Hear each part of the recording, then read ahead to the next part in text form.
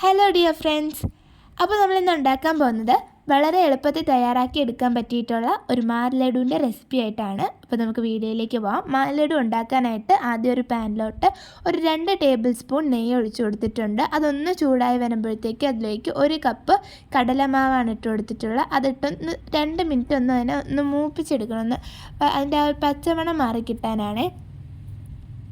അപ്പോൾ അത് നന്നായിട്ടൊന്ന് മിക്സാക്കി കൊടുക്കുക. ഒരു 2 മിനിറ്റ് മതി, അധികമായി പോവല്ല, എന്നാൽ ഒരു മാലഡുവിൻ്റെ ടേസ്റ്റ് തന്നെ മാറിപ്പോവും. ഇനി ഞാൻ ഇവിടെ 1/4 കപ്പ് പഞ്ചസാര അളന്നെടുത്ത് പൊടിച്ചതാണ്.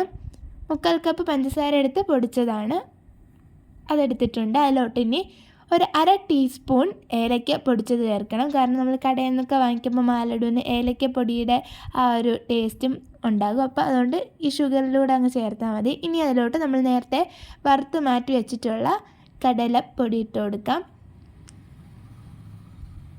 ഇനി ഇതെല്ലാം നമുക്കൊന്ന് മിക്സ് ആക്കി കൊടുത്തിട്ടുണ്ട്. ഇനി ഇതിലോട്ട് ഒരു 2 ടേബിൾ സ്പൂൺ നെയ്യ് ഒഴിച്ച് കൊടുക്കണം. ആദ്യം ഒരു 2 ടേബിൾ സ്പൂൺ ഒഴിച്ച് ഒന്ന് മിക്സാക്കി എടുത്തതിന് ശേഷം ബാക്കി ഒഴിച്ചാൽ മതി. വളരെ എളുപ്പമാണിത് ഉണ്ടാക്കിയെടുക്കാൻ വേണ്ടിയിട്ട്. അപ്പോൾ നമുക്ക് ഇതിന് കടലമാവിന് പകരം പൊട്ടുകടല ഉണ്ടെങ്കിൽ അതും ഒന്ന് വറുത്തെടുത്തിട്ട് പൊടിച്ചെടുത്താൽ മതി. കണ്ടില്ലേ, നന്നായിട്ടൊന്ന് മിക്സാക്കി കൊടുക്കുക. ആ നെയ്യൊക്കെ എല്ലാ ഭാഗത്തും എത്തുന്ന രീതിയിൽ വേണം നമ്മൾ മിക്സാക്കി കൊടുക്കേണ്ടത്. ഇപ്പം കണ്ടില്ലേ, ഇത് നന്നായിട്ട് മിക്സായിട്ടുണ്ട്. പിന്നെ ഇതിൽ കുറച്ചും കൂടി നെയ്യ് വേണം, എന്നാലേ നന്നായിട്ടത് നമുക്ക് മിക്സ് ചെയ്തെടുക്കാൻ പറ്റും, ആ ഒരു ഷേപ്പിന് കിട്ടത്തുള്ളൂ. അപ്പോൾ ഇപ്പോഴും ഞാൻ ഒരു 2 ടേബിൾ സ്പൂൺ നെയ്യാണ് എടുത്തിട്ടുള്ളത്. അപ്പോൾ ഇതിൽ നെയ്യ് ഇങ്ങനെ മിക്സാക്കി എടുക്കാൻ വേണ്ടിയിട്ട് ടോട്ടൽ നമ്മൾ 4 ടേബിൾ സ്പൂണാണ് എടുത്തിട്ടുള്ളത്. അല്ലാതെ മാവ് വറുത്തെടുക്കാനും 2 ടേബിൾ സ്പൂൺ എടുത്തിട്ടുണ്ട്. ഇപ്പം കണ്ടില്ലേ, നന്നായിട്ട് മിക്സാക്കി എടുത്തിട്ടുണ്ട്.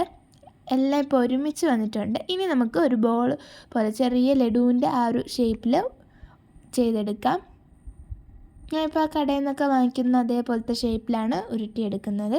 ഇതേപോലെ ഉണ്ടാക്കാം. കണ്ടില്ലേ, നന്നായിട്ടൊന്ന് ഷേപ്പാക്കി കൊടുക്കണം.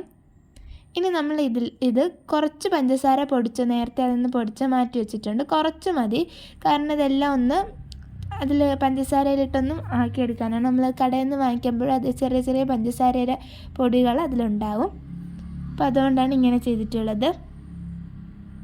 അപ്പോൾ അത് നമ്മൾ പെട്ടെന്ന് മാലഡു ഉണ്ടാക്കിയെടുത്തിട്ടുണ്ട്. വളരെ എളുപ്പമാണ് ഇത് ഉണ്ടാക്കിയെടുക്കാൻ വേണ്ടിയിട്ട്. അപ്പോൾ ഈ റെസിപ്പി എല്ലാവരും ട്രൈ ചെയ്യുക. ഈ ചാനൽ സബ്സ്ക്രൈബ് ചെയ്യാത്തവർ പ്ലീസ് സബ്സ്ക്രൈബ് ചെയ്യണേ.